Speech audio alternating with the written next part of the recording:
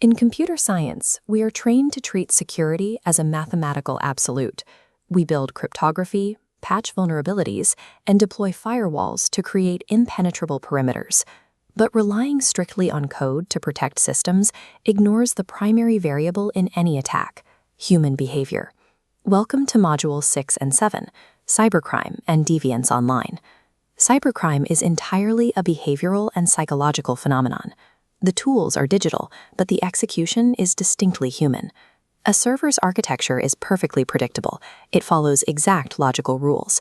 The human operator on the other end of that connection does not. To design effective threat intelligence, we have to look past the network topology and mathematically map the human attack surface. We have to understand the mindset and motivations of the offenders. This requires modeling the socio-technical stack. A secure system demands the integration of secure code with secure user behavior.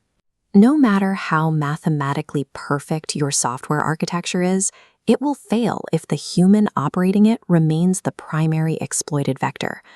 Offender psychology focuses on the specific mental processes and motivations that drive an individual to commit cybercrimes. The digital space offers a profound level of anonymity. An attacker operating from a dark room thousands of miles away feels entirely hidden. This perceived untraceability removes the natural friction of accountability. When the risk of exposure drops, an offender's willingness to commit a crime scales up exponentially. To bypass ethical barriers, attackers rely on a psychological shield known as moral disengagement. They convince themselves that no one is being directly harmed. By rationalizing that it's just data being moved or locked, they neutralize their own guilt. This is compounded by skill-based confidence.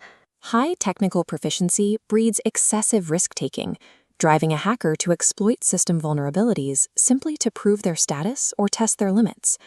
Dark web communities and hacker forums then step in to socially validate these actions, normalizing illegal behavior within a closed network of peers.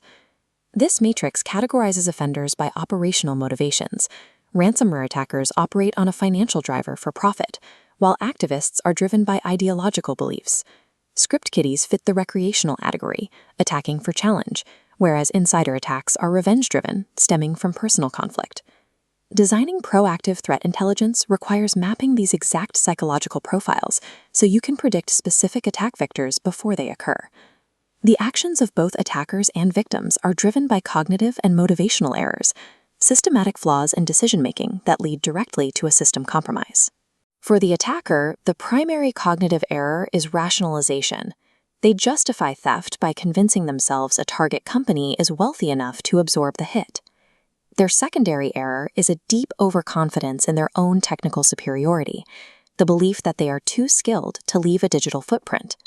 As a result, attackers severely misjudge the long-term technical and legal risks of their operations. They assume they will never face the consequences. This model charts attacker errors on the left, while victims possess reciprocal blind spots on the right. First, extending trust to unknown sources. Second, actively ignoring automated security warnings. Third, password reuse across platforms. Breaches occur exactly at this intersection of mutual errors. Robust system architecture must never assume perfect user behavior. It has to be engineered to actively limit risky actions and mitigate this mutual human error. Online deviance relies on a different kind of exploit: weaponized information. This takes the form of fabrication, hoaxes, and defamation. Fabrication involves creating fake news and false evidence, engineered specifically for mass manipulation and deception. Hoaxes are false claims designed strictly to cause public panic and hijack attention, like circulating a fake warning about a virus outbreak. Defamation focuses on spreading false accusations and edited content to destroy an individual's or institution's credibility. Consider a specific threat scenario: a fabricated viral announcement claiming a severe corporate data breach where all user data is compromised. Fear forces users to rapidly share this post without verifying the source. Social validation kicks in, amplifying the fake breach exponentially across the network. Confirmation bias entrenches the false belief, aligning with existing anxieties.